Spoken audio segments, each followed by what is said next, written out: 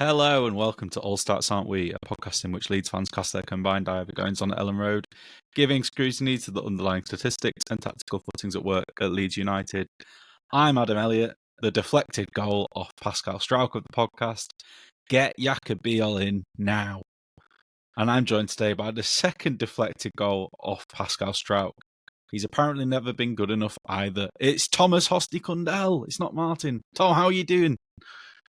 I'm good. Cheers. Been very busy, but I'm always busy when I'm not. How about yourself? Yeah, really stressful time recently, but looking okay now. If anyone was wondering why I wasn't quite probably as at it on the last couple of pods, there's just a lot of stuff going on, and I wasn't quite as sharp as usual. But we're here now, and that's all that matters. And are you well fed? Probably too well fed. I had a competition yesterday for weightlifting, and every time post competition, I fall into a couple of days of where I just eat junk food for the next couple of days because it's a nice little come down. So last night curry, tonight I've had a pizza and popcorn chicken from another dirty takeaway. I'll probably get back on form tomorrow, but I've got Australia in 2 weeks as well, so am I going to get a beach bod for then? Probably not. How about yourself? Are you fed? Nah, your beach bud's looking great. I saw it before this podcast, and I forgot that. I actually forgot that I did that. So that was great. This one will be going on YouTube. The last one, sorry for everyone that likes to watch it on YouTube, didn't go on the preview. You can explain why just quickly, and then I'll answer what I got. Yeah, sorry about that. Me and Alfie, who are the two people who edit the YouTubes, were both just way too busy last week. Alfie texted me. I said, yeah, I might be able to do it, or I should be able to do it. Next minute, I know it's 12:30 on Saturday morning, and I'm like, oh crap, I have not done that. So yeah, apologies, but I knew that I was coming on. I knew I was coming on this one, so I knew that I could get out an apology. And yeah, this week's a little bit better for me, and I'll be able to get this one out for you anyway. I know hopefully Alfie can do the ones while you're away, because you are, like you say, in Australia on a very cool I'm in Australia adventure. for 3 weeks from next weekend, yes. On international duty, like many of the other Leeds players are right now. Yes. Yeah, and I'm well fed. I have had a proper meal tonight for a podcast, which is great. Not a pasta, which is a proper meal, but like it's just very dull, and I have it too many times on a podcast. I had fajitas for tea, which is just one of the best. It's one of the best things going, really. Love it every time. With leftover chicken, so use that. Fajitas for tea, very very good. And I like it extra spicy with lots of sour cream and cheese and all the rest of it. So yeah, I'm full. You're full. Everyone's happy, and you deserved your meal because you did just do a personal best in your comp. So congratulations on that. 2 personal bests, technically 3 personal bests, if anything. I guess. Yeah.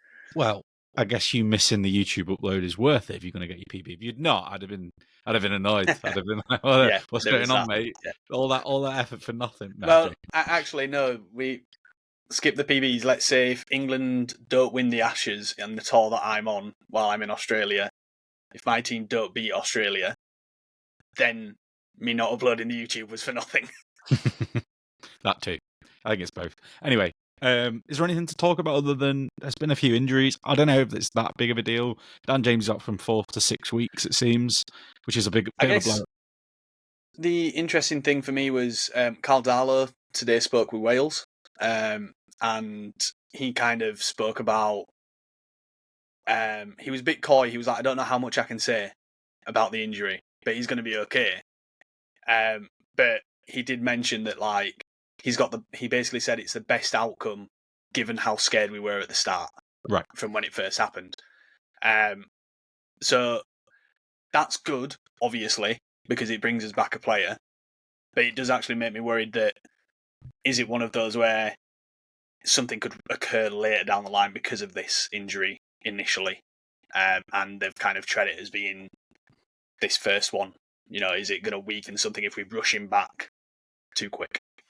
Or, yeah, well, partly that, but like a lot of players, for a fact, definitely rush themselves back from injury before they're actually ready, because they don't want to lose their place or they want to fight for their place in the team, whatever it is. They don't like being injured. I know it's great to be paid whatever it is, £50,000, £100,000 a week and to be injured and doing basically nothing but a bit of rehab and a bit of endurance training, whatever. But it's not ideal for a footballer. They want to be playing games. They only get one career, and it's not a long career. It goes quick. So yeah, that is true. I don't know if anyone knows this. I'm sure some people listening will. Bunch of amateurs on YouTube. They cover Dorking Wanderers. I watched that. It's a pretty good series, to be fair. And it was an example of that on this. A couple of the lads. Is this just you kind of like saying that you're a Mark White superfan? No, I don't. I actually think he's a bit of a prick sometimes, but like I actually enjoy the general show, and the production is pretty decent. But yeah, there were two of the lads who've been injured recently or carrying stuff, and they've just been playing through it. And he just said, "Do we need to actually rest you because we've got an FA Cup game?" And they're both like, "No, I'm fine. I can do 90 minutes. I can do 70 minutes, whatever." It's like, can you? Do you really actually just need to go away and like give yourself 3, 4, 5, whatever it is, weeks, and then you'll be all right? I don't know. A lot of players do these silly things and just put themselves through it. Players admit it after their careers as well. So maybe Dan James is doing that. And I don't want him to do that because he's a player that relies so much on his physical attributes in terms of his speed and his athleticism. And so if he's doing that, it's silly. And all while that's happening, Hosty, we've had Nonto injured as well, which is even more frustrating for him because he genuinely would have had a good chance of just playing as the right winger. And in most people's minds, him on the right, Okafor on the left and Calvert-Lewin in the middle, for now, while we didn't get that signing over the line in January, might have been our best bet. So pretty gutting because he's someone who's had so really few don't injuries. think that would have been bad at all, yeah. No, exactly. And like he's just not had injury over the last couple of seasons at all, really. He's missed like the odd game. And suddenly he now gets injured at the worst time for him when he could have really settled himself into the team. But here we are. Is there anyone else I've missed? I know Perry's back from his injury after the break. Is there anyone else? I don't think there is. I don't think so, no. No, it's just two players in the same position, which is annoying. Right, anyway, that's enough about that. We'll talk about some actual proper football stuff, players actually being fit and playing games, even if they're not winning. But before we do, just a reminder, everything is on YouTube this season. Pretty much everything is on YouTube this season. And you should 99%. like and subscribe. 99%. Like and subscribe on there. Leave us a review on Spotify or whatever other podcast player that you listen to this on. It really goes a long way on all of those. So that'd be great if you're enjoying this or you enjoy these podcasts in general. Anyway, let's get into the game summary, shall we? So this is obviously the Spurs game, if everyone's seen from the title, in which Leeds approached the game in a 4-3-3 shape as usual, with Spurs lining up in a 4-2-3-1. Leeds started the first half brightly and looked to make the most from set-piece opportunities, with Joe Rodon hitting the post from a deep Longstaff free kick 7 minutes in. Spurs then began to grow into the game more and made use of Leeds, looking to play aggressively in possession, catching Leeds' defence out with a high turnover and claiming the opening goal of the game after Matthias Tell hit a shot that I want to say it was an amazing goal, but it deflected off Strauch and over Carvalho. It was thunderous. It was powerful. Thunderous. It was a well hit. Anyway, Leeds didn't let themselves feel too deflated from this. 3 minutes later, they won the ball high themselves, only for Calvert-Lewin to fire over. At this moment, the game had become quite basketball-like, and Tottenham carved another opportunity in Leeds' stretched rest defence, with Udogie picking up Mohamed Kudus, who decided to take inspiration from Calvert-Lewin and hit the ball high and wide of Dalot's goal. Eventually, the ball was back in the back of the net again on 34 minutes when Jadon Bogle had a cross that was cushioned down beautifully by Dominic Calvert-Lewin for Brendan Aronson, who volleyed towards goal. Vicario managed to stop the Americans' deflected effort, but could only push it as far as Noah Okafor, who only had to tap the ball into an open net, but for the beach ball. I don't know if anyone saw this, by the way. If that had hit the ball and gone in, it would not have counted. Mike Dean said so. Thanks to Darren Bent I did something on work for that, and that would have been horrendous. I think that would have caused carnage in Elland Road. But it didn't hit the ball, and we were fine in the end, and the teams went in level at half-time. Leeds then came out hungry in the second half, much like the first, with Vicario making another save, this time stopping a deflected Calvert-Lewin shot from hitting the back of the net after the Leeds number 9 had been found well by Okafor only 2 minutes into the half. However, on 57 minutes, a long ball was not dealt with by Gabriel Gudmundsson, who slipped, and this allowed Kudus to drift inside into a shooting position, and he did shoot. And it took another deflection off our beautiful, sexy pirate, and it left Darlow wrong-footed and gave Spurs a 2-1 lead. Leeds then moved into something of a 3-4-1-2 or 3-5-2 formation, depending on what you prefer, with a back three of Strauch, Ethan Ampadu and Joe Rodon, along with Metcha and Calvert-Lewin up top, and Joel Piroux, who also came on just behind to try and force the equaliser with 11 minutes to go. The plan nearly worked in the 94th minute when Darlow fired a long ball up to Calvert-Lewin, who knocked the ball down to Piroux, who instinctively hit a volley towards the bottom corner, forcing Vicario into another decent save. And then the resulting corner came to nothing, and the game ended 2-1 to Spurs, ending Leeds' 23-game league unbeaten run at Elland Road. Boo. The stats, then, for anyone that cares, in the end, just the 0.53 expected goals for Spurs and 2 goals from 9 shots. 1.68 for Leeds from 16 shots. 4 big chances for Leeds. 4. Caveat Spurs is 1. that I'll caveat both of those instantly with that Okafor will class as a big chance, and Okafor's initial goal was also 0.77, which was from a rebound. Yeah, I mean, I knew that too, but thanks for telling our audience. That's the caveat to that. I know that we obviously had the higher amount. I mean, that's still 3 big chances that we created, right? Mm-hmm.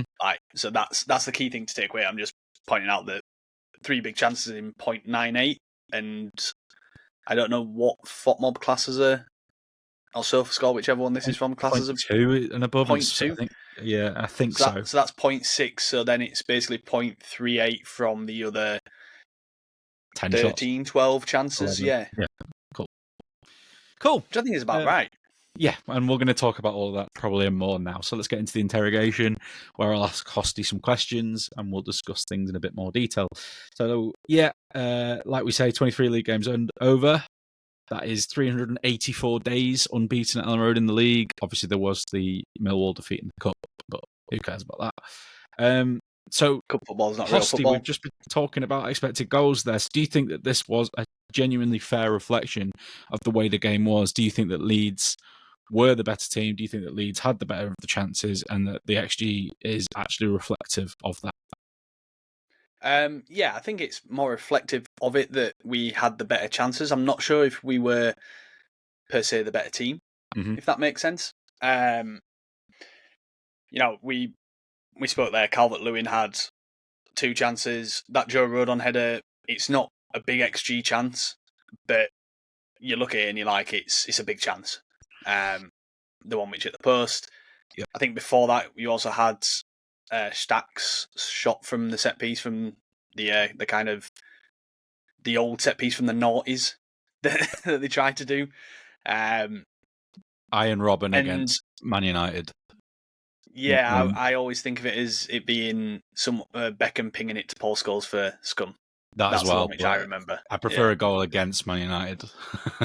I don't remember the Robin one. That's the issue. I'll send you it later. You'll enjoy it very much. One of my favourite ever goals. Carry on.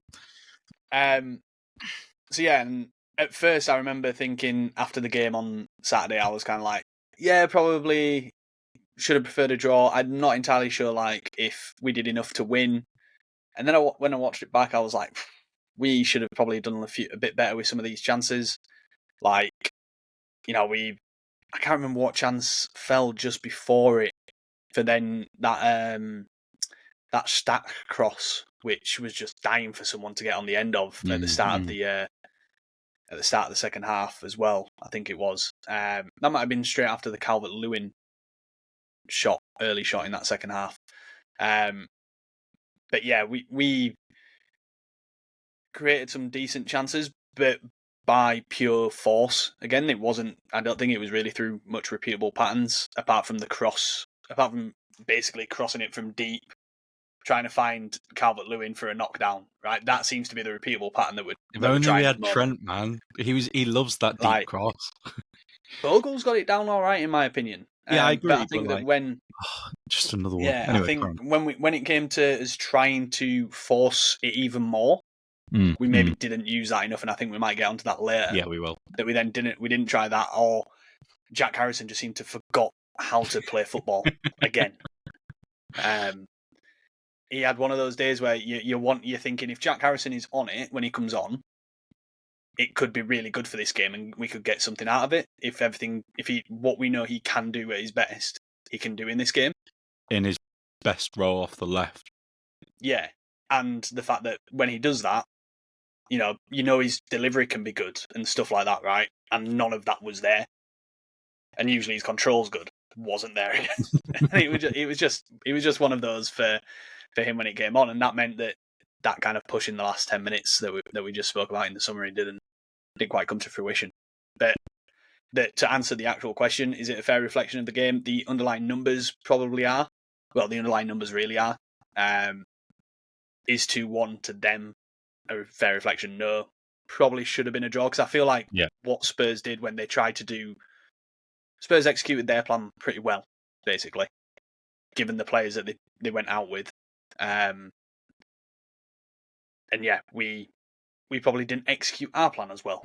Maybe is probably the best way of putting it. And that could be a player quality issue. Yeah, it could be. I was going to make that point, to be fair, on this podcast. I think sometimes when the games are tight like this, because this is now how many? We've had Everton. We've dropped 5 points. Fulham, Bournemouth and Spurs, which have been and Newcastle, which have all been tight. And we've been on, we got a draw from Newcastle. We were the better team against Bournemouth, but it was still tight, and we probably did edge that and deserved to win. We didn't. We probably deserved a draw here. Didn't get it.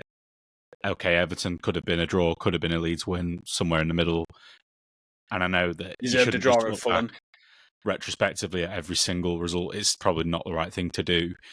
But then we also deserve to draw at Fulham, and it does feel like maybe it is just those minor details now, whether it's either the opposition and their individual quality, or if it's just like a bit of like bad luck or luck the other way with the Goodmanson thing. And I think those things are annoying. And I think this luck side of things, of where we're on the wrong side of these results, you can allow them in certain games.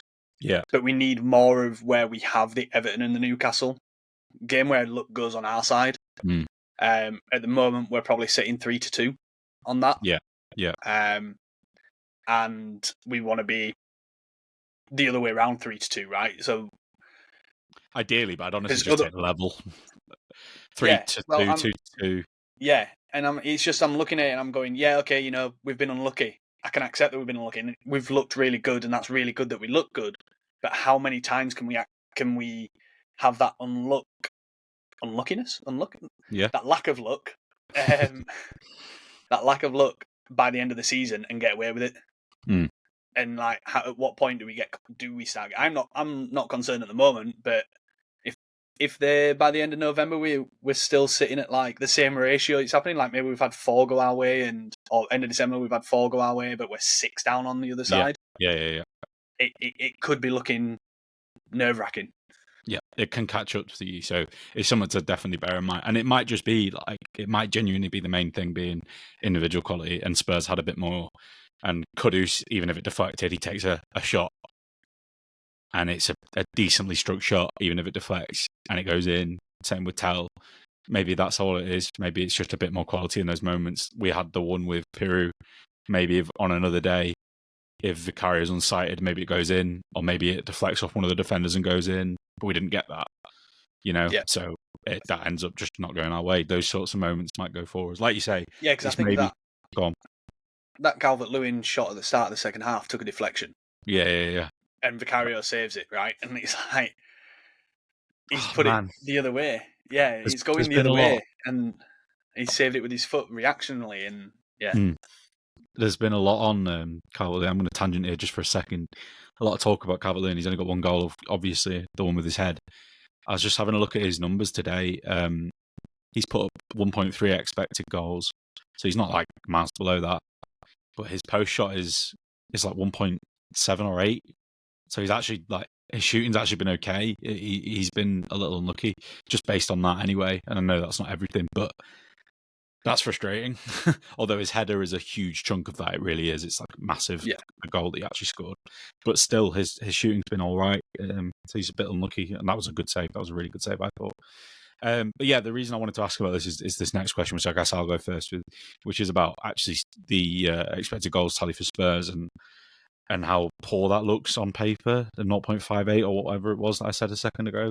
And obviously we did win the battle on XG, even though single game XG caveats and all that. But I don't think it was a true reflection of how they were. And Thomas Frank said as much, and I actually completely wholeheartedly agree with him. He said, I know how difficult it is in the Championship to go unbeaten. They concede very little XG. What's hidden in the stats is 5 or 6 top chances where we flashed the ball across their box. I'd rather praise them. They were good, defended well, very brave on the ball, blah, blah, blah. That last bit doesn't really matter. But what he's saying there about the amount of chances that flash across the box, that was definitely evident. So there were moments where they broke through and that final pass was lacking, or they just didn't have a runner that was running onto something in the box. And so they were a bit unlucky in that respect, because I do think they could have got a couple of goals from those situations, and it doesn't reflect in the stats. So again, we said before, expected threat sometimes is a better metric. It certainly would have been for those moments for Spurs, and that's why I do think it was still probably a draw that was fair. Like, I do, but at the same time, I don't think their XG figures, people should get too carried away with, oh, like Leeds are so good at shutting the opposition out. No, I think they were a bit unlucky in a couple of those moments. So maybe a 2-2 draw would have been about right. One of those goes in instead of one of their deflected goals. But here we are again, more drop points from a game we probably deserved a bit more from. And it is a bit frustrating. But like you said, I'm at least liking most of the processes and the fact that we're in these games. That's what is most important. But yeah, do you have anything to say about Frank's comments there, or anything you want to add? So I've just, while you were talking, then gone on to Mark's StatSpot on Does he have expected Twitter. threat? He does have expected threat, and I did look for it earlier on this season for a game, but we weren't on there for some reason. But because we were the 12:30 kickoff this time, we definitely were. We ended up putting up 1.85 expected threat and Spurs 0.78, which was only 0.01 more than their expected goals. That's anyway. Really surprising. Which again is surprising, yeah. But again, I think that's because expected threat still won't count that cross alongside the box. Mm-hmm. It won't class that as a expected threat. Is calculated with every action, the difference in XG that's created per action. Right. So if you take a touch closer to goal, the XG from then that position goes up, so you are given a 0.02. Right. Sort of.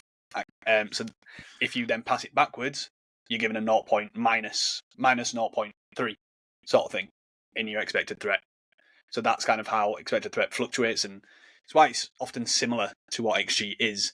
So then what happens there is, if you've put a cross in from the right-hand side at, like, let's say 0.02 for a goal to be scored from that position of XG, that goes all the way across the box to a defender, you're then going to get a minus 0.02 because they're not going to score then it's going to be whatever, that sort of thing. So it's all gets weirdly worked out. It's basically don't trust any data, kids, because it's all useless. Don't trust any data. Yeah, believe your eyes. Don't trust your eyes. No, do trust your eyes. Do trust your eyes, because I think our fans know that. This is why sometimes the name of our pod can be a bit misleading, right? Because we don't just talk about the stats, even though we are right now. We're talking about what we saw in terms of their threatening positions they didn't make more of, and that is huge, and it doesn't get noticed in any of these stats. So there you go. Anyway, we just looking at that again, like going through more of the stats, because he's got loads of stats on these. If you get a chance to have a look through, Mark's StatSpots is genuinely really good. Where he classes the high turnover, the Spurs goal wasn't in his zone for a high turnover, so they only completed one high turnover and none that led to a shot, according to his stats as well. So, like we said, everyone's stats is different as well. Yeah, that's why it's really difficult. It is really difficult to judge certain stuff. But yeah, that's everything to add on to that now.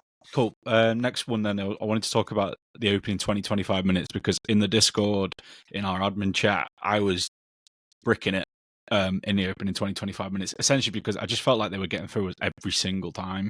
And again, it wasn't like necessarily that they were ending up generating a shot or a chance from it, but I just felt we were so open. I don't know if you had any thoughts on this on rewatch. But yeah, in admin's chat, we were talking about this in quite a bit of detail, because, well, basically there's been quite a lot made of us pressing high and regaining the ball, and we'll come on to talk about it again in a bit. But yeah, like what we all agreed on, pretty much every single person, is that Leeds at our worst moments have actually looked to engage high. I'm thinking Joe Rodon being caught on the right wing, and a ball going down the line for Udogie, and he's got an absolute ocean of space because Bogle was also slightly pushed on, and Roden was even more pushed on. And Roden doesn't do anything with the player that he's engaged. He basically just lets them turn and do what they want. And suddenly, now you're out of position and you're not doing the action that you probably needed to do. You either needed to foul him or win the ball, and you've done neither. And suddenly they're in a dangerous position. And I felt like this happened quite a lot. And we said in pre-season, and actually I think it's been a bit better recently, but this game exposed it for a little while. It exposed it at other times too, but especially noticed it in the first 25, where like Ampadu as the defensive midfielder, when we are in, you said the 4-1-4-1, when we go to press, when we go to engage, sometimes the 4 in front of Ampadu, and Ampadu is just a very disjointed unit, and you've suddenly got all this space. It's like absolute cavern. And I just felt like Spurs essentially just they won the ball back and then they knocked it quite quickly, either over or like just quickly through with a pass to someone running into space, and had so much speed, and it was quite scary. And we dealt with it okay, but I wasn't enjoying it. I don't know if you have anything to add on this. Yeah, it felt to me that we were a little naive on the ball as well in those situations. So we kind of really pushed on Goodmanson and Bogle to be quite aggressive on the ball and in that deep build-up, or mid build-up really. So I got a text kind of saying, "What is our defence doing? What are our defenders doing?" Actually, I think was the exact phrase, and I went, "I think they're doing instructions." I think that's what the issue is. Like, that space was being opened up because of that, and we were taking those risks. And yeah, it's one of those where when you're playing Spurs and Thomas Frank Spurs, you know that's what they're going to be looking for. So it felt really naive to me. And those first 7 to 8 minutes when we were winning set pieces was quite nice. It wasn't an issue, but as soon as that failed and we didn't win the set piece, or we didn't give away a set piece, we were exposed, and that's when it started to get scary. Like I said, that first 20, 25 minutes to get that first goal, which was coming, essentially. They hadn't had a shot till then, but it was coming still. Yeah. So yeah, I think at home, though, that's what Farke's going to want to do, to try and get something from a game. I think that's probably the reasoning. But it's not something, let's say, Chelsea or Liverpool come. I don't want to be doing that either. I don't want to be doing that against them at home, no matter what, personally. Yeah, and it's something we actually discussed on the preview, because we said don't play into Frank's hands like that, even in the home game. Go a bit more mid-blocky, go a bit more direct. We still went quite direct at times, but like, I mean, go mid-blocky, go direct. I don't mean high press and go direct. That's not what I mean.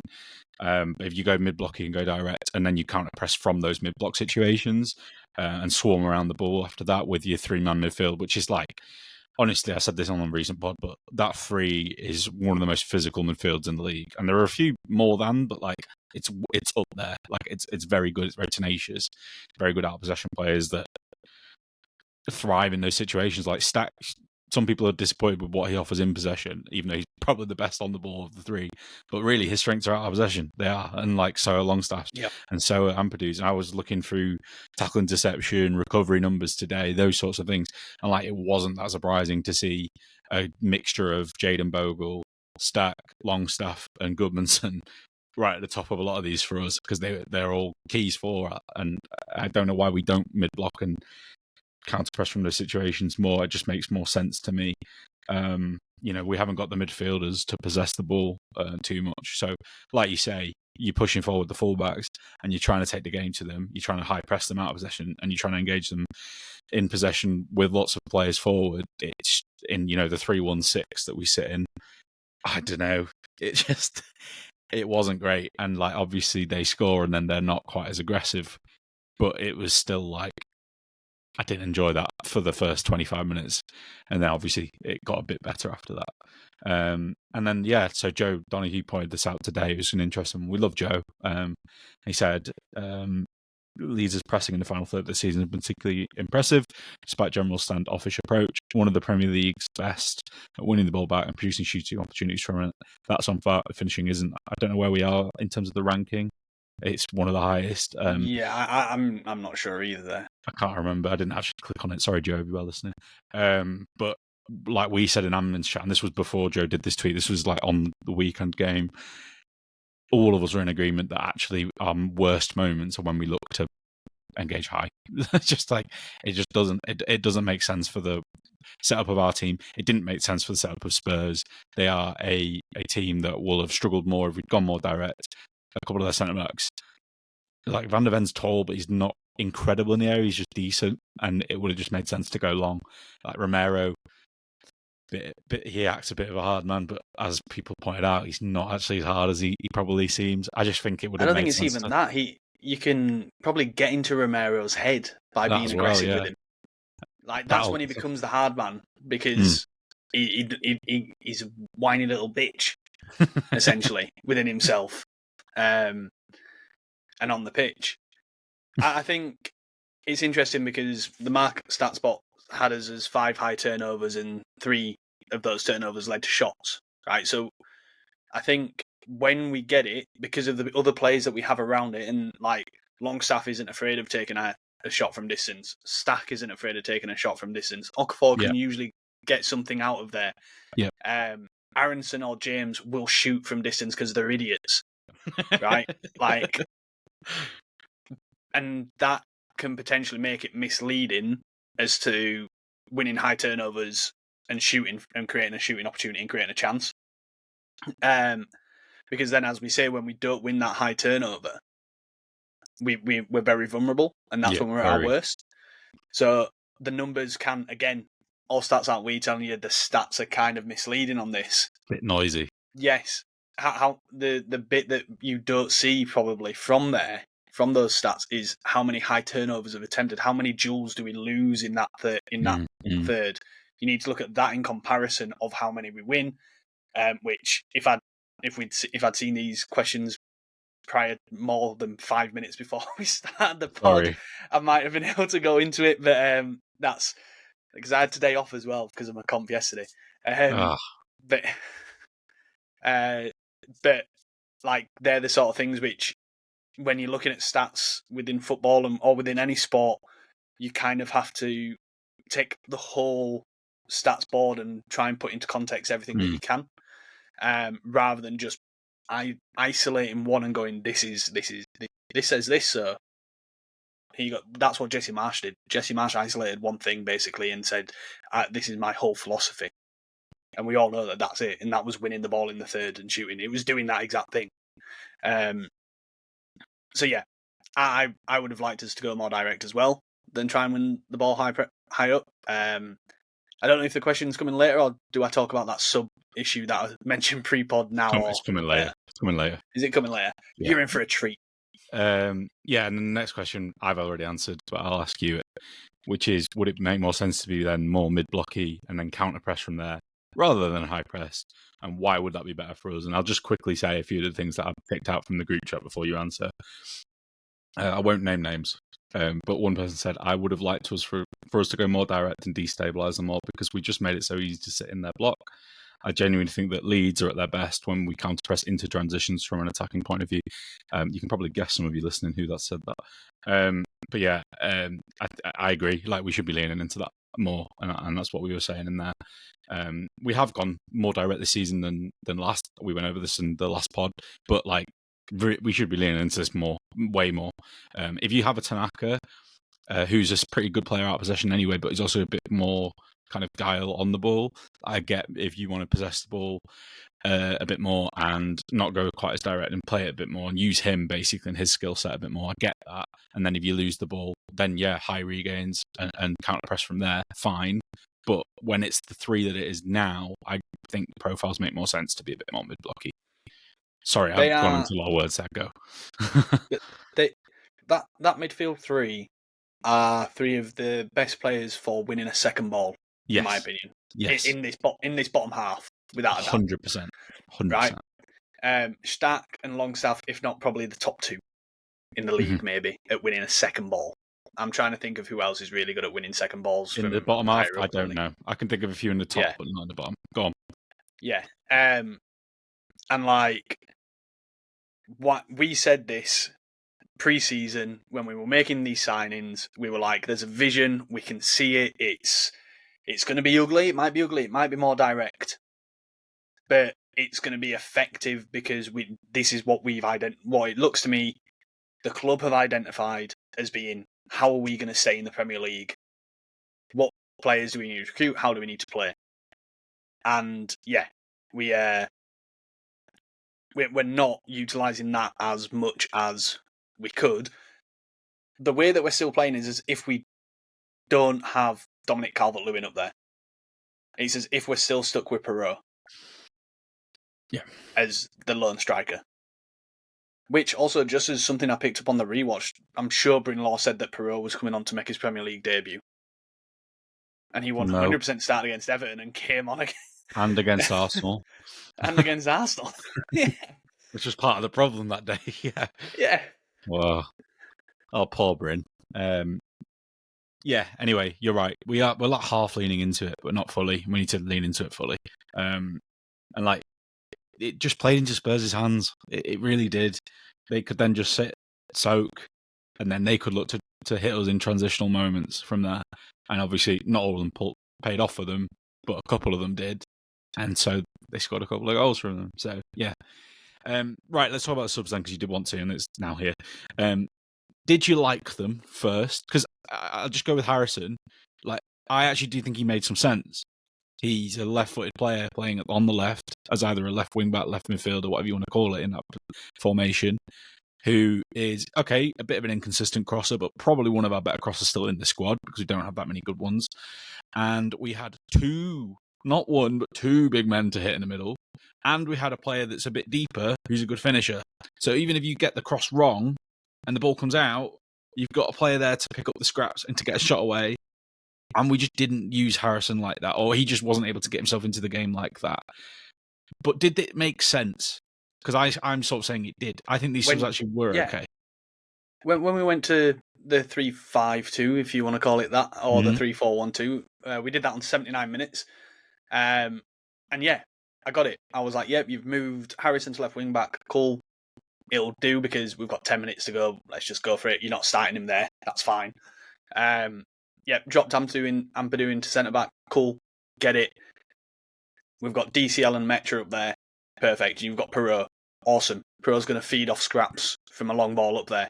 So why did it take 9 minutes for us to pump a ball up to one of them?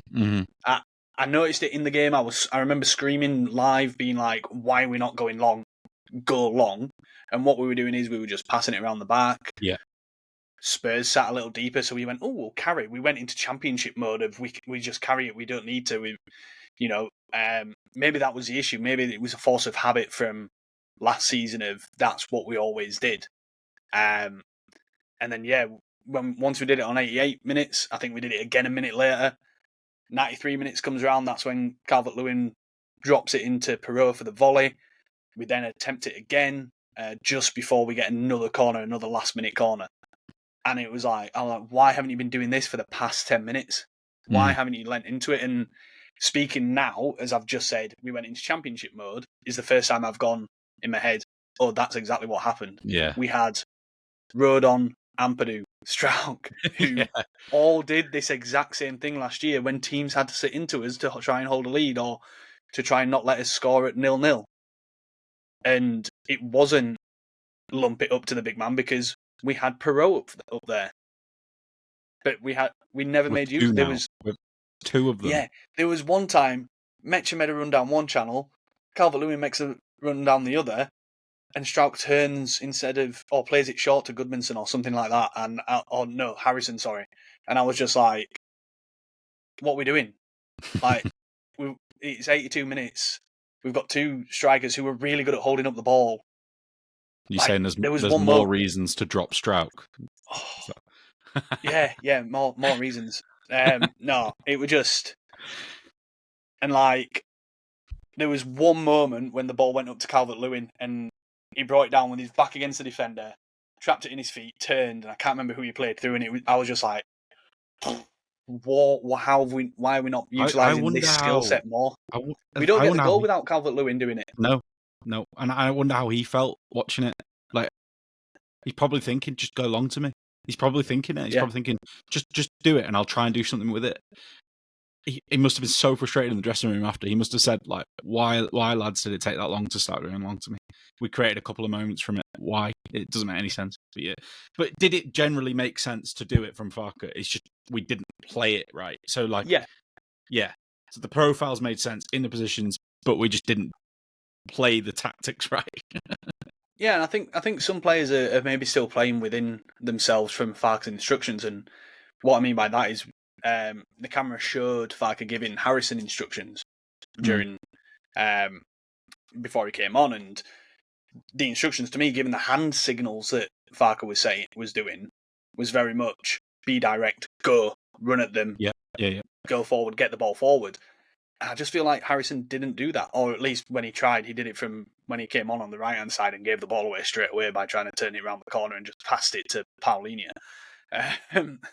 But like, yeah, I think it's just players still playing within themselves or playing within Championship. I think Harrison's maybe still a little unconfident, lacking in the confidence within him of himself, and so his actual ability is not coming out.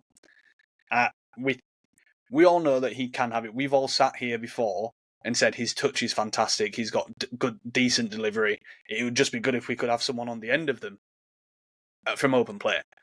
I'm not going to say set pieces are good because that would be a lie. But we're not seeing any of that from him at this moment in time. And I think it was said in the Discord as well, actually. Can't remember who said it, so really sorry. But it might have actually been Dan, who kind of said Harrison's probably the player. Dan doesn't say smart things. Harrison's probably the player to bring on. It might have been Paul actually as well. I can't remember. Harrison's more of a player to bring on when you're trying to see a game out rather than chase a game, potentially. And I think this game maybe really conveyed that. Yeah, I can't disagree. But anyway, as a general state of the game, not just that last period, but like just in terms of how we're competing at the moment in games in general. Our last two games against Spurs at Elland Road, just as a reminder to people listening, were 4-1 and relegation that day, and the other one was 4-0 and Bielsa sacked the day after. So not great memories from the last two games against sacked Spurs. at half time, let's just be honest. Yeah. Yeah. Sad times. But I think this proves, and okay, it's a different Spurs team. It's a Spurs team without Son and Kane and all the rest of it. But still, it shows that in every game other than the Arsenal one, which was an abomination, and we went into that at the time, me and you. But ever since then, and even before then, we've been involved in every single game. It's been tight, and losing games should be more 1-0 and 2-1 this season.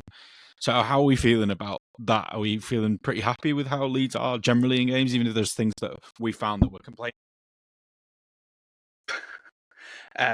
For anyone who doesn't know, Adam just absolutely took everything out of his setup. Yeah, can you hear me? Yeah, you're good. Yeah, I've just been told that you will be recording on a new track now, so have fun with that one, editors. Great. But yeah, I did ask the question, so you can go now. But are we happy? Are we happy? Enough.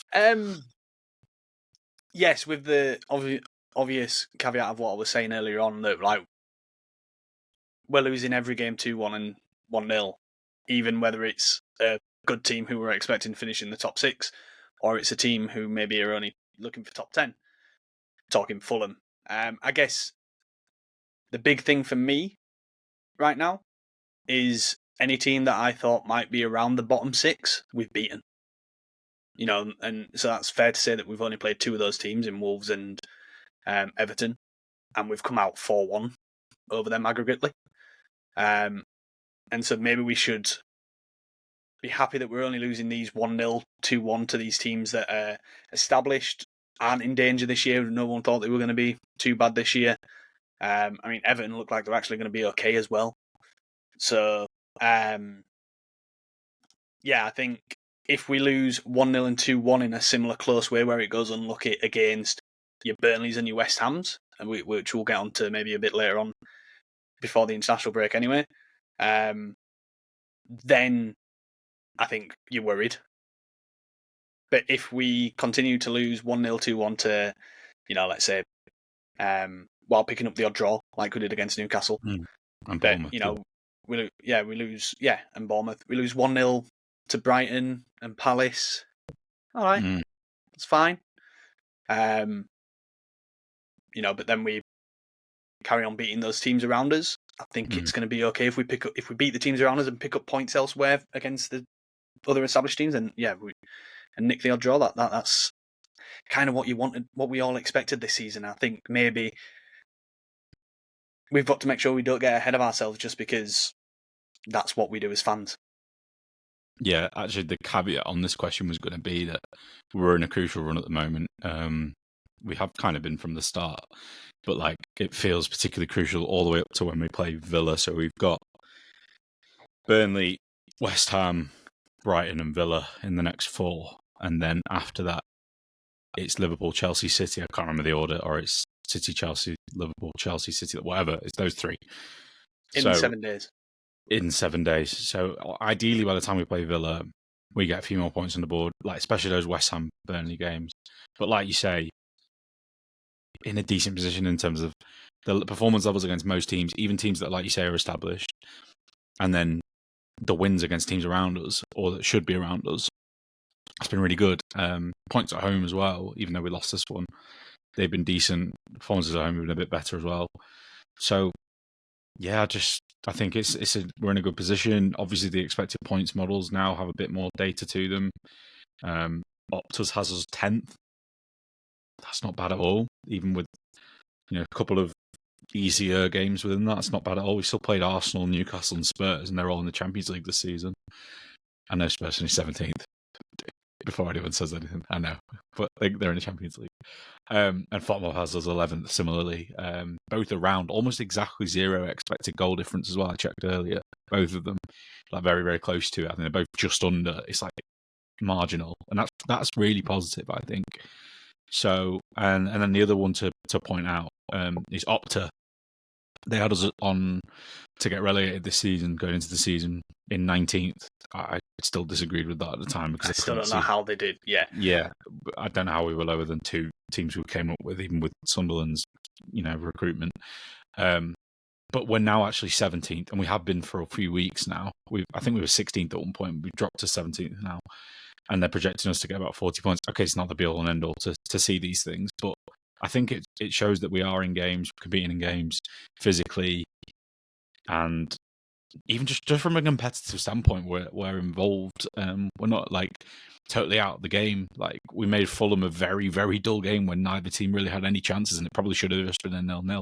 Kind of similar with Newcastle, with very few chances in that game that day, and like that's good, I think. If we can keep doing it and just have a bit of cutting edge in the final third, and like the last 2 games, we put up our best expected goals numbers against Spurs and Bournemouth. So there's something to be said of that too. So I'm feeling pretty good. I think most of the team are. It's just the actual points that are a little bit frustrating. And I'm not even saying like, oh, if all of Fulham, Spurs, and Bournemouth had gone our way, because like you said earlier, don't look at it like that. Look at it as more like if your ratio is 2-3 against, make that a 3-2-4, and then actually it's probably okay. But so yeah, like if one of those results changes, it probably looks fine. It's just that the points total probably doesn't quite reflect our performance levels. It probably should be a little bit more than it is. Do you have anything more to add? No, nothing more on that. Yeah, covered everything. Sorry to interrupt. Just a quick one. If you're enjoying the video, be sure to like and subscribe to help us keep the content coming. And if you want even more, you can support us over on patreon.com/ASAW Patreon. You'll get bonus podcasts, exclusive articles, and access to our Discord community, all while helping us make more of the content you love. Thanks. Now let's get back to it. Right, then let's move on to the second half of the analysis where we answer some questions from some listeners. We didn't get as many this week, but we'll do that, and a few more discussions about individual players. I think this is a good point. I think some people have been listening to this, waiting for this moment, to break down the goals that we conceded, Hosty, because I think the blame is not being portioned around correctly. I don't know how you feel. It doesn't feel like I didn't realise there was blame being portioned anywhere apart from the tactics potentially. You said you took a bit of a break from social media recently. Oh my goodness, It was not good. It was not nice. I alluded to it in the intro. The discussion around a certain player that we're going to come on to talk about. But I personally don't think it's been very fair, and I don't think any of the admins do either. And that's quite a lot of people that work in football to quite a high level as well, when you think about it. So, quite a lot of our, what do I call them? Don't want to call them moron fans, but not the smartest fans, are being not the smartest fans at the moment. But yeah, who are you blaming most for both of the Spurs goals? Because it's not fair. Let's put it that way. I didn't actually check to see who lost the ball for the turnover. I can't remember who that was. On the first one. On the first one, yeah. Longstaff. So, for me, that one's between Longstaff and Rodon.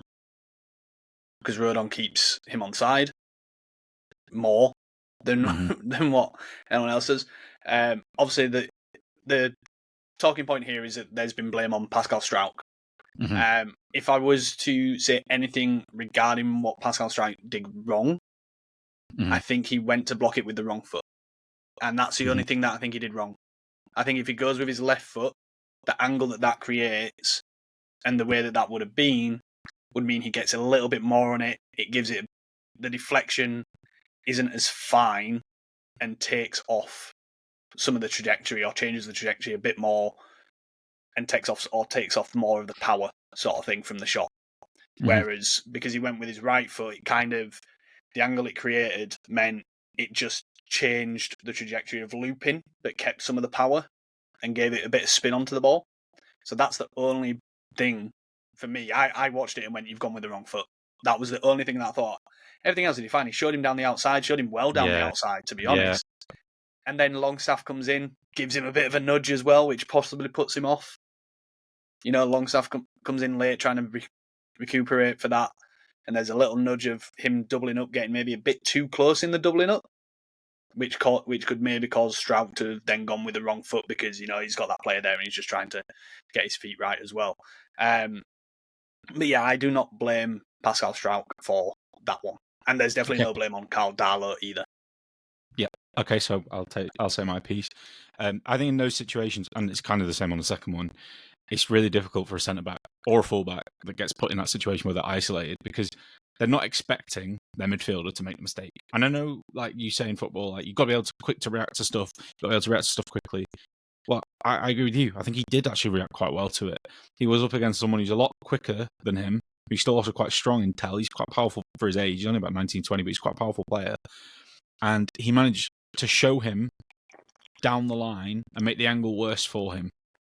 I don't really understand what he's done particularly wrong there. He's waited for backup by delaying for as long as possible. Like you say, maybe he goes for the wrong foot, and it makes it just impossible for Darlow at that point. If he goes with the other foot, it might deflect slightly differently. It might make it easier for Darlow, for example. Yeah, fair enough. But he actually doesn't do much wrong. Or maybe he could go in and engage that block a split second earlier, and I think that's true of the second one as well. Maybe, but it's really minor, and it's really difficult to defend that situation when your teammate has left you out to dry. And Van Dijk has made a career out of being quite good in these situations, but he still gets done sometimes, and he got done against Chelsea. It happened at the weekend, literally. So, I just think the way that people jump on Struijk is a bit ridiculous, and I think it is I think the standards with Rodon for mistakes are quite a lot, kind of like the bar's higher. Like people kind of forgive easier. Struijk for the same mistakes will get absolute dog's abuse, and it's just not very fair. And that one wasn't for me much on him at all. I think he did quite well in the situation, as you said. And reacting is so difficult in those. So yeah, the second one then. What did you think? Goodmanson. Yeah, totally, isn't it? The man slips. The player slip. It means that Kudus has no one to challenge against him when he gets the ball, and then it's all the defenders scrambling. Right? And then he's gone to go block it. It's gone under him a little bit. What are you going to do about that? It's gone under him and hit his calf. How are you blaming him? Again, potentially because he's gone with turning his back and going with his left foot. maybe again you say you should have gone with the foot that you went with initially. But that's again very, very minor. Mm-hmm. Yeah, Goodmanson slips, which isn't on Goodmanson. It's not his fault that he slipped. He does just seem to slip and lose his footing. I'm not entirely sure how that happens, but it's something which can happen. It's not like. Am I right in saying that we had a chance from Xavi Simons trying to do a Rabana? Mm-hmm. That's largely Ramazani-esque, is Daniel Farker would tell you. But that's an intentional act that's then led to a chance, for example, right? Obviously, it was miles away. It didn't really, but that's the sort of thing that I'm saying. Yeah, it's feeling a bit Tyler Roberts there. Yeah, none of them were actually intentional to portion a proper blame. You've got to give Kudu some credit for being able for taking the shot, putting it in between Strauch's legs to hopefully see that Darlow will see it late. Yeah. And then it's taken a deflection and gone actually. I think the numbers on FB Ref for the shot is 0.06, but then the post shot is like 0.19 initially before the deflection. So he's done a lot with a shot anyway.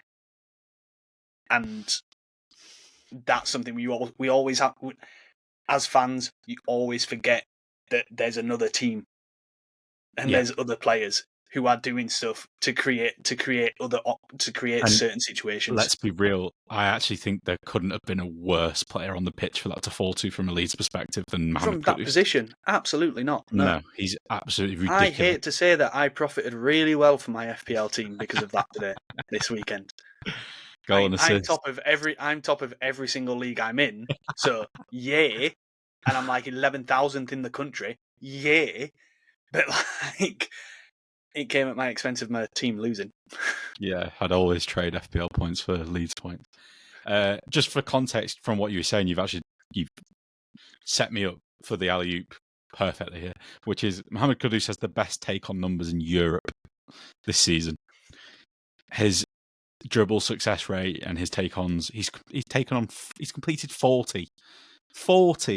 No Rockefort almost on about 11, and he's our most, and he's one of the top players in Europe as well. Rockefort, Kudus is way ahead of everyone. It's a joke. So literally the worst player he could have fallen to on the entire pitch in that situation. A one-on-one when he's beating his fullback and he's now isolating a centre-back that didn't really want to be isolated in that situation. It is awful. What I will say, although I understand it because it's Kudus, is I think Strauch's positioning is a bit too deep as well. And a few other people mentioned this in our admin chat. I think he could come out a yard. I mean, if he comes out too far, Kudus just ties him in knots and he goes through. If he comes out too aggressively and fast, Kudus just goes around him. It's not hard. But he should have stepped out maybe one more step a bit earlier. And then I think he might have been a bit better positioned to block it. Kudus might not have taken a shot then as well. He might have done something else. It might have held up the play a bit more. So maybe with that, you can give Strauch a little bit of that wasn't perfect. So there were a couple of things with both goals that Strauch doesn't do perfectly. But actually, overall, what we're trying to say is he did quite well in the situations, both of them that were difficult, where he had to react to a situation he didn't think he was going to have to do. Normally, when you're a defender, most of the time, you're not having to be as reactive. You're having to kind of react to the opposition and what they're doing, not what one of your own players is doing. And that's very, very, very different because you're more alert to it. You're thinking about, Goodmanson's going to slip there. You're not thinking about that. You're thinking, if Goodmanson just gets beaten by Kudus instead normally, Strauch's probably more thinking about that and more ready for that. It's just one of those things. Anyway, it's not to say that he's not culpable at all, though, and I do think it's not perfect. And I don't think he had his best game here. No one is saying that. I still think he was poorish, but everyone has said that he had an absolute horror show and that Jacobiel needs to be put back in. Look, I'm actually of the opinion that Biel should come in, and possibly even for Strauch, but not for the reason that everyone else is saying. I think Biel should come in because he's our best centre-back. Not because Strauch's not been good enough, not because Rodon's not been good enough. They both have good starts to the season. I personally think Strauch's had a marginally better start to the season, although Rodon's definitely had a better couple of games recently, especially that Bournemouth game. He was really good. but that doesn't mean that Strauch's like automatically not good enough. And like the reactionary view of it from our fans is outrageous to me. Like everyone thought he was incredible against Everton, and he was for about 70 minutes against Bournemouth. He was brilliant, and then in that last moment with not Evan Nielsen, he was great against Evan Nielsen. Who was it? Senesi. He loses the header. It's annoying. And then against Arsenal, he was bad. He was really good against Fulham. Like dominated. Was it Muniz that day? It was, wasn't it? Like just dominated, headed everything out. He's been really, really good. I don't really understand. So yeah, if you're pro Beal because you think Beal's a good player, I'm with you. If you're pro Beal because you think Strauch's a bad player or that he's had a bad start to the season, if you think that he's been at fault for loads of our goals, you're just wrong. I'm sorry. You just need to go. Like, there's a reason we watch games again and we don't record instantly with these podcasts immediately after a game finishes, and it's because we can go and we can watch it with fresh eyes 1 or 2 days later. Everything isn't as bad or as good as it was probably on the first watch, to be fair, and suddenly you go, oh well, the fans have completely erected to that. And this was just the latest one with Strauch, but there've been others this season as well, like the couple of stat games where fans were really at him, like the Fulham game. Like I remember rewatching it, I thought, yeah, there's been some iffy moments in possession, but like out of possession, he's been fantastic, to be fair, like exactly what we needed. Really like good steal to the midfield still. He's bringing in a lot of aggression. And I felt the same watching this again with Strauch. Like I don't see it the way everyone else does, but there always has to be someone in the moment that you have to scapegoat. And it ended up being him, didn't it? So anything you wanted to say about Pascal, and then we can move on and draw a line to this? Yeah, I'm just glad that I took that trip to Scarborough and deleted my socials, and then when I reinstalled them, I didn't put any notifications on, which is why now like I just don't check it as often. That's what it's helped me do. So I just pop in to try and see what messages, if there's any messages that I've missed. Really, but yeah, like I say, I don't point much blame on Strauch. I think with the first goal, what fans who are there and who don't take such a distanced view to form an opinion, like I think we do here. I think that's the best way of phrasing it. Mm-hmm. That we look at it from a distance with a bit more perspective. Because what they want is they want to see a big tackle. So I think that they're probably thinking, why haven't you gone in and taken him out and won the ball early? No, I'm more thinking of the Tell goal.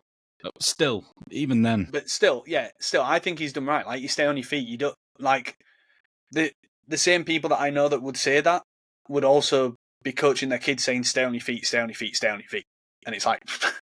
if he dives in there and either fouls him and gets a red card, or just misses him and Tell goes through, that looks even worse. And then I would be saying... Yeah, and it is worse. But that's the only thing that I can think of where these criticisms are coming from, is more what I'm saying. So, me being me, I try and put my head into those shoes, stand in those shoes, and try and formulate that opinion from that perspective of that other person who's maybe saying these. See, why are they thinking that? And that's the only thing that I can really think. Yeah. Let's move on, because I'm really interested in this one, which I do not understand. I just want to say there are some people saying though that he's been at fault for like 6 or 7 of our goals, and I'm just like, I don't agree. Maybe like 3 of them you can find. I reckon he was at fault for the Fulham goal. What, because he like almost heads it and then doesn't, and then Goodmanson? Oh no, I was just because it was a Goodmanson on goal. Oh right, so, like, well I didn't even know if it was him, but like a few players went up for it. Anyway, doesn't matter, I'm getting sidetracked. But yeah, like I think a lot of people in the heat of the moment just say, like, the first person they can think of to blame is the person nearest the ball as well. This is the last point I want to make here. And like, when I was, no offense to anyone listening, I really don't mean this in an offensive way. That's how I used to think when I was like 14. Like, when you get to a certain age where you've watched a lot of football and you've understood a lot of football, you don't think like that. You don't just go for the first player closest to the ball. You think about the actions of the domino effect. You think about everything else involved in that, and you just go, well, I actually don't think he's done a lot wrong there, because he's just been put in an unfortunate situation twice, and actually both times nearly dug out his teammates in both situations. But I don't think he had a great game. I want to really underline that. I think we're about 5 centimetres off saying actually he's done 2 very good defensive actions. That's not much. 5 centimeters is that's a loads, stop. mate. 5 centimeters is absolutely it's too much of anything. Right, let's talk about a certain Mr. Jaden Bogle then, because there's been a bit of discourse around this recently, and not to dig out any other podcasts, but there's been people that have said, let's move him further forward. I've seen the Square Balls boys say it, so I'm digging out the podcast here. I've seen Graham Smith say it. I've seen a good friend of ours, Ethan, say it. And there's been a lot of people saying it. So we wanted to discuss this a little bit. Rish asked, chiming on the Bogle to right-wing argument that everyone is pushing. And there's been quite a few thoughts on about this in the Discord. I'll say mine in a second because, yeah, I think there's a kind of balanced view here. I think there's merits to it and there's like negatives to it. I think the negatives outweigh positives. I don't know if you think the same. I think this is very much similar to the calls of just play Harrison at left back sort of thing, right? Like, there's a problem at right wing at the moment with 2 injuries. So the solution is who's currently our best right side attacking outlet? Oh, it's our right back. Put him at right wing, sort of thing. You do that, you have to put James Justin or Sam Byram at right back. Probably James Justin, obviously. He's not had much game time with us, so how ready is he to start at right back for a start? He's played more games to Leicester this season than us. Just to put that out there, which is funny. Well, to be fair, he's match fit then. But I think if you talk about wanting to do something like that, then that 3-4 or 3-5-2 that we went to, that's fine. Let's do that. That creates that you're not actually moving him out of position. I wouldn't want to do it. Like, the negative for me of that you lose what he's actually the reason why he's been effective, because he's running from deep to make the underlapping run. He's picking it up from deep, carrying it, and then playing through a pass to the winger on the outside. You don't get that if he's playing on the right wing and starting higher up. Yes. So for me, like, that's why it's not an answer. Yeah. To the problem of Nonto and James being injured. That's the problem that we're discussing here, really. Yes, and when one of them's back, it's a non-issue, so there's no point discussing it. Which is kind of the point that Will made. He said, like, the honest opinion is that we should just be starting Nonto for F's sake, is what he said. So yeah, I think the merits of having Bogle higher up receiving is so that he can literally just go at his fullback and put in those. His high crosses are not incredible, but his like low cutbacks are really, really good, and we've seen that in the Championship, and we've seen that for not just Leeds, for Sheffield United. We said it when he signed. This is something he's quite good at, something you should get out of him, and yeah, you'd get a lot of that out of him because you could just fire it to him and then blah. But like you say, he's one of the main progressors of the ball for us in general, in the entire team. So if you lose him, pulling of defenders to create space. Like when he makes that overlap run and the defender pulls out, that creates space elsewhere, and he's really good at timing that so that it creates space at the right time. Yeah, but my main point is more actually the driving, dribbling runs. I don't think James Justin's got that. So you're losing so much in build-up by doing it that it's just not worth it. Because even if you say, oh, well, I guess the actual answer is if you can clone Jaden Bogle and have him in both positions, that might be okay. But I think you're losing too much by taking him out of right back, because if you want to get the ball to him as a right winger, you need a player like him driving with the ball up the side, or making a driving run while we've got the ball, like in central areas or on the left, to create more space and more angles. So yeah, just doesn't really make sense to me. Udav then asked about this as well. Well, didn't really ask, he was just talking about it. I love Udav. He doesn't come in enough, but hello, if you are listening. He said that if people ask me one player I'd want to stay fit with the full season, it would be Bogle. I think the drop-off without him will be the most as compared to any other player. He says because basically we have no central progression at the moment and we're too reliant on our fullbacks for progression. We've seen this. Goodmanson and Bogle, those driving runs, they're both really good at ball carriers. They're both athletic enough to get by people. It almost catches some wingers out when they're kind of flat-footed and then they just drive past them and like inside inverted. I really, really like that movement that they both do. So yeah, I agree with him. it would be a real drop off. But the thing that he wanted us to discuss is maybe then, if that's the case and you want to keep him in that position, he said that I would like one of our eights to be a bit more progressive because we have no central progression at the moment. And the reason I wanted to talk about this, Hosty, is because this is a bit previewy, but we've got 2 games coming up against teams around us, and we really should be looking to win. Now, against Burnley, would it actually make sense to play a midfield 3 of Ampadu, Stack and Longstaff, for all the merits we've already discussed on this podcast about that? Or would it make sense to maybe bring someone like Tanaka in? Kind of the same for West Ham. I don't know what your thoughts are on that. I think if we start with Longstaff, Stack and Ampadu in that Burnley game, and probably West Ham game maybe, now that they're under Nuno and there'll be a bit more Nuno drilled, we're going to see similar to what we saw against Sheffield Wednesday, where it's just you're not seeing the upside of them enough because we're not having enough. The opposition isn't having enough of the ball. And yeah, so start Tanaka, get that bit of progression through the middle. Udav kind of had mentioned that he wishes the 8s were a bit more progressive, obviously.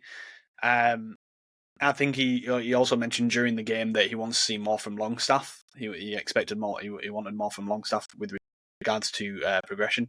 And I think if you're expecting progression from Longstaff, you're expecting it off the wrong player. That's not what he's there for. There were moments where I was like, oh, if this wasn't Longstaff on the ball now, there's a pass on here. And I knew that watching it, but I was like, I can only say, like, I know that's not his game. So it doesn't bother me too much because I understand the upside of everything else that he gives. Mm-hmm. But I could see that there were those moments, and it's that state of we're in a certain position in the league, in the Premier League. We've just come up. We're not going to have a player who can do what Longstaff does off the ball to win it back, and then also do the other stuff that we need. That unless you've bred them through your academy at this point, now you don't have those players. And so I understand that, and yeah, maybe we are a bit too reliant on our fullbacks, and I do think from the question that you asked, we should. I've said this. Yeah, let's start Tanaka against Burnley, 100%. I don't know if he's gone on international duty this time round. I'll have to check that. I can check. Because hopefully then he'll be like a better fitness if he isn't.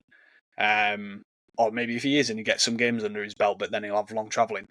But, I don't think being reliant on your fullbacks is too bad. Who would you say, watching this match, how would you say Spurs were reliant on building and creating chances?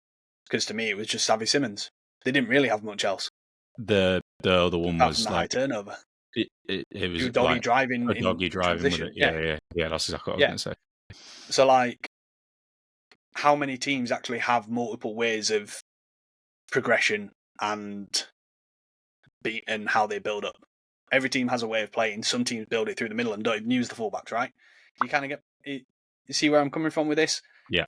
We're in a certain position where this is how we are because this is who we are, mate. This is how we are because of as being a newly promoted side.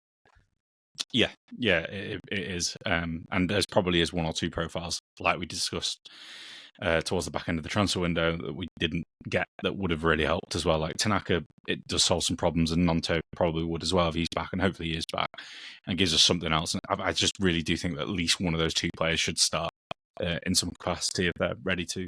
Tanaka is away on internationals, 2 friendlies against Paraguay and Brazil, so I imagine the way that Japan have worked recently with him is that he'll play one and not the other, or he'll start one and not the other. Are they going to be in Europe, those games? They sound like those sort of cross-Pacific, cross-continental games that get played in Europe. I don't know where the Squeeta City Stadium is. This is great podcasting. Yeah, this is real good live podcasting. That's in Japan. The Squeeta City. So he'll be there, and I think the other one is in Brazil. So that's going to be a long flight. That's a lot of travelling. So yeah, Tanaka's not playing against Burnley. Probably not, but it's really, really annoying because I do think it's the kind of game. Unless the thing that could work here is it's 0-0 for 60 minutes and he comes on and then maybe he's one of the players that keeps moving the ball well. Yeah, I actually thought he moved it okay. I know you were quite frustrated with our kind of latter stage usage of the ball, but I thought he was actually he's popping it about quite nicely when he actually got I don't disagree that we moved it quite nicely. I just think, we kept hold of the ball well, but that's not what the game state was calling for. Fair, but I did think he was like popping it side to side quite quickly, and not many of our other midfielders that do it with the same. He snapped him well. Who did he won the ball off someone quite well in the corner, and then obviously got a good pass out as well. I thought he was good when he came on. Yeah, I wasn't disappointed. I think he's also a good second ball winner. Like he's good at picking up He's good at picking up a loose ball, not maybe winning the ball in a challenge second ball, but he's really saw where it's going in the champ in that single pivot like position. He it wasn't single, it was double, but he was the one deepest, and like he was really really good at those. So yeah, I agree. Yeah, so going more direct with him on the pitch isn't an issue either, in my opinion. Is more what I mean. Yeah. Just he's not going to win it at all. Where at least Stack and Longstaff might. Anyway, let's round off this podcast with like bad and good performances. Then we've already discussed Pascal's. We don't need to talk about him. But did anyone actually struggle particularly here? I thought this was one of Goodmanson's weaker games. But like you said, you have to take into account who we're up against sometimes, and he's up against pretty much the most direct winger in Europe. He had some really good moments still. Like, he still does. Yeah, he had some which were really bad. I think there was one where him and Okafor got tangled up on options of what to do, and he gave it away, but then he scrambled back and recovered really well. Goodmanson not having his best, but I still thought he had a good game. Not a terrible game, sorry. And did some good stuff. Harrison, he struggled when he came on, in my opinion. He did from just about every aspect. Just couldn't get the ball down, couldn't get involved. He just didn't grow into it. He just did not get into the game at all. Should DCL have done better with the couple of chances that he had? Maybe he should have at least hit the target with that one that went over. Maybe. Yes, someone pointed out this in the admin chat again, but I completely agree. Like, he's just never quite fully set for some moments like that, and it's been a bit of a criticism of him through his career. His feet aren't great in those situations that getting himself set to get a good strike away. Whereas, you can think. I don't know if you've seen Kane's goal this weekend against Frankfurt that went viral. No, I'm not seeing it. Oh my word! I'm sure some people listening have seen it. Like the way he just cleanly gets himself up for the strike. He's outside the box, strikes so perfectly.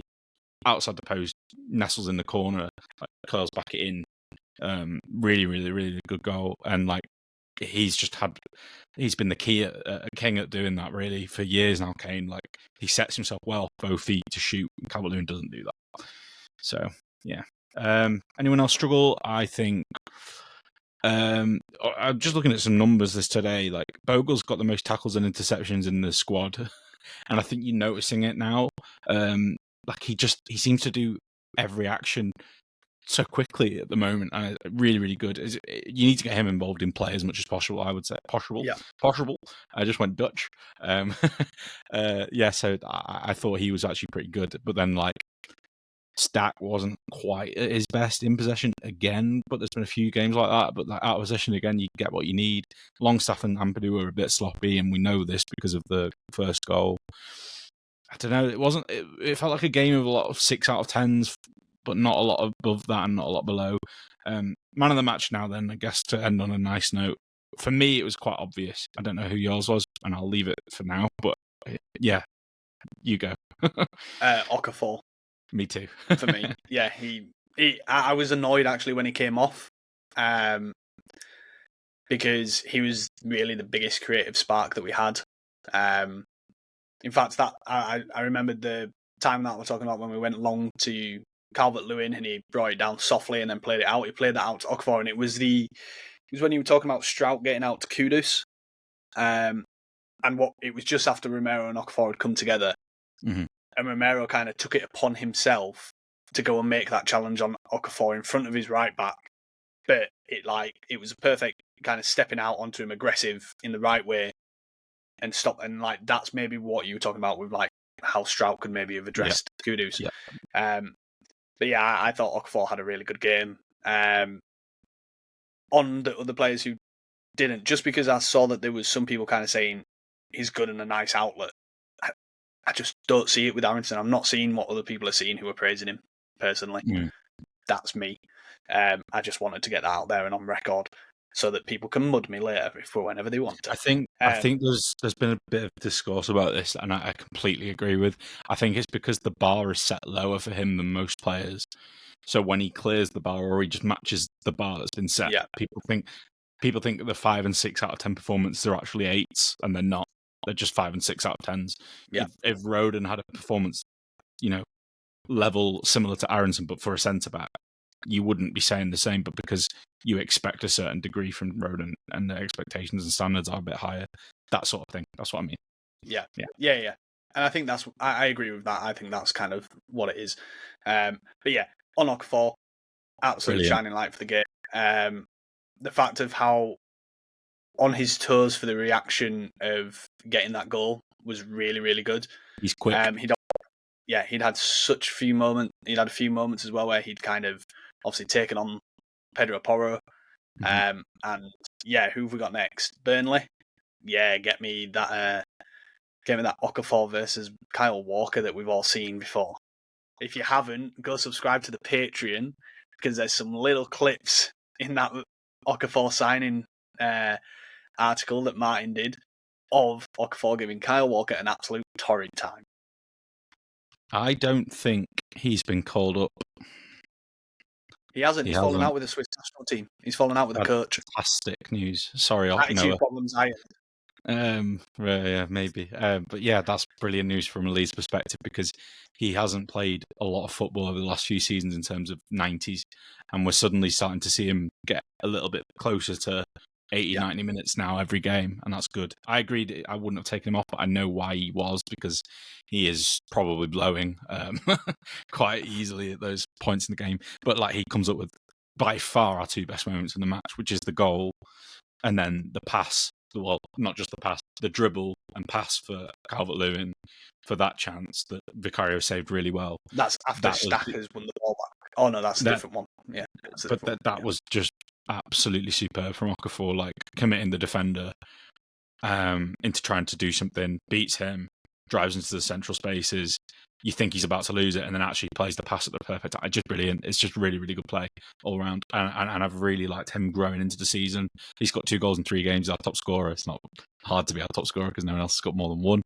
But that's just really good. He's also the player that, if you discount, I can't remember the exact minute cut off, but basically the only player in the squad that has more expected goals and expected assists per 90 is Lucas Mecha. You can't really count him when he started one match and come on as a sub in all the others. So I'm saying, like, from our regular starting players, he's essentially our most threatening player. Expected goals and expected assists. Second will not shock you either. It's Calvert-Lewin. So those two, when they're on the pitch, we are, to coin Ethan's phrase, generating the most football in attack. And I think that we need to keep them on the pitch as much as possible, which is obviously difficult when they've both had injuries over the last few years. But hopefully, touch wood, they don't have too many this season. Yeah, go have a nice little break. Don't stand on any plugs. Easy. No, don't do anything silly. No plantar fasciitis or whatever it was that Patrick did as well. Both of you just need to rest. All I want is for you both, your missuses, to be having kids in 9 months. That's all I expect. Oh gosh, yeah, probably fair. I don't know if Okafor's got a missus, but yeah, probably. They get a hip injury and then that happens, I'll be fuming. But yeah, general consensus is man of the match for Okafor, and I think that was bang on. It was definitely the main one. I don't actually know who I would have put up second, to be fair, because I don't think anyone else was like great. Maybe Bogle.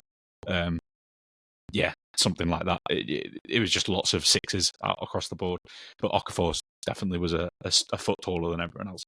Anyway, let's end it here. So patreon.com/ASAW Patreon for our Patreon content, which is important, isn't it? Because we do have a bonus pod this week that some people are going to be on. Who's going to be on it, Hosty? Because we're not. Are you not on it then? Have you decided not to go on it? I thought you were. I believe it will be Martin will be returning, so we gave him a break tonight. He also doesn't like recording days. which is fair. I think he finishes work 10 minutes ago or something. To be that. fair, mate, this is why I'm taking Thursday off, because I just need a break. And then so if there's not me there, and there's not Adam there, and there's Martin, then who else is there? Well, there's not going to be Will because he's got no internet. So it'll be Tom Alderson and the return of Jacob Stanbridge. Yeah, I don't know if everyone's as excited as I am. Toldo's been on two pods this season. Yeah. So it's not a return. I've just woken Glenn up. Jacob's not been on for a while. Now he's laid back down. Jacob's not on for a while, and we'd love to have him. We'd love to have Glenn on. If people don't know who Glenn is, that is Hosty's dog. But no cat and dog content this week on YouTube. Sorry to anyone that has been watching on YouTube. So don't forget to like and subscribe. Really helps us out on YouTube. All that good stuff. But that's all we have time for tonight. We'll be back soon for a preview of Burnley, but that bonus pod is the one that's coming first. Before then, we're Toldo and Jacob, and that'll be wonderful. And it's a silly one, but it'll be good. It'll be really good, I think. So all that's left for me to say is thank you very much, Hosty, and have a great trip in Australia. So, mate, good day. Brilliant. Thank you to dear listeners. Have a great rest of your week, and we'll see you soon. Bye.